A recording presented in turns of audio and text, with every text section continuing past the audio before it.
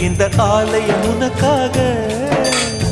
வானில் ஒரு புயல் மழை வந்தால் அழகே என்னை எங்கனம் காப்பாய். கண்ணே உன்னை என் கண்ணில் வைத்து இமைகள் எனும் கதவுகள் அடைப்பேன். சத்தியமாகுமா? நான் சத்தியம் செய்யவா? தொடு தொடுவெனவே வானவில் என்னை தூரத்தில் அழைக்கின்ற நேரம்.